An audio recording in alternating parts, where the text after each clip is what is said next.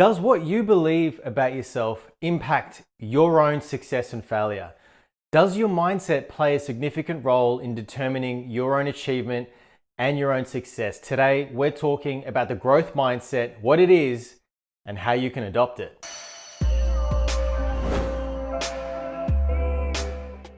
So, what is mindset? Why does it matter? Your mindset is essentially your way of thinking. It's your collection of thoughts and beliefs that have developed and shaped over time to form your daily habits. How you think on an everyday basis, how you think when you're faced with a problem, how you think when you're dealing with a challenge. That is your mindset. So a mindset can be determined in two different ways. So you can have what is called a fixed mindset. Now, a fixed mindset is essentially the belief that your talent, your abilities, your intelligence is relatively set in stone and unchangeable. And then on the other hand, we have a growth mindset where it is the belief that over time, with effort and work, you can develop your own abilities and your talent and your intelligence. So a mindset is critical because it forms your self-concept. So how you view yourself is your mindset. It's crucial because it's how you deal with life's challenges, right? We're all going to go through challenges in life in all the different stages of life. So how your mindset is going to determine how you're going to deal with the challenges that life is going to give you. So those that have a tendency of a growth mindset, when faced with a challenge, they tend to show a greater resilience when you have a growth mindset. And those with a fixed mindset tend to seek approval from others. They tend to seek validation from others. Those with a fixed mindset tend to think things like, will I look smart? Will I look stupid? Will I be accepted? Will I be rejected? Will I win? Will I lose? Those are the sorts of things that those with a fixed mindset are going to have running through their mind. And those with a fixed mindset would tend to see critical feedback as a personal attack.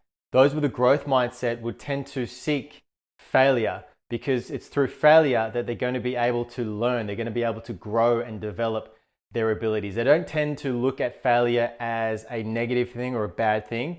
They actually seek failure because it's through failure they end up getting success. So your mindset influences everything you do in life. It influences your thoughts. It influences your problem-solving skills, how you deal with challenges, how you deal with rejection and failure. And ultimately, it determines whether or not you can grow and develop your abilities. It's important to note that you may not have a growth mindset entirely. You may not have a fixed mindset entirely. For a lot of us, we're going to have a foot in both camps. We're going to have tendencies to display fixed mindsets in some regards, but then in some aspects, we may show a tendency to have a growth mindset. You're never really going to be one or the other.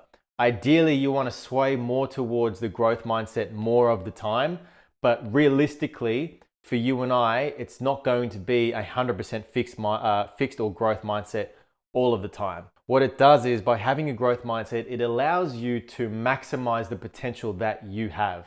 We can't all be Einstein, we can't all be Elon Musk, but we can max out the potential of our natural abilities. So at this point, you're probably thinking, well, if I was raised to have a fixed mindset, what can I really do to get out of having a fixed mindset? And you can change it, you can develop it.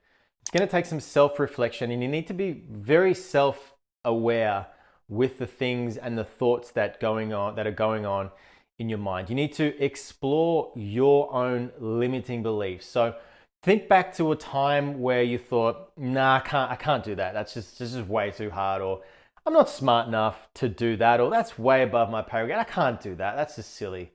Think about the times where you've limited yourself and you've told yourself you can't do something because you're not smart enough, or you don't have the abilities, or you don't have the talent. Think back to a time. Now, look back at that specific time and moment and go, okay, so if I have had looked at that problem through the lens of a growth mindset, do those limiting beliefs that you impose on yourself, do they still exist? Most likely not. So you're going to have to consciously be aware of when you're faced with a challenge, rather than reacting to that challenge straight away. Think about what it is that you're naturally going to do or going to say when faced with that particular challenge. And instead of looking at it as something that is just going to be too hard to do, too hard to fix, too hard to solve, look at it as a way for you to learn and develop. What can you gain out of attempting to do that challenge. I'm not saying you're going to achieve it and you're going to be successful, but you should come out of it having learned something more than you started. And that's the whole idea of the growth mindset, is embracing a challenge.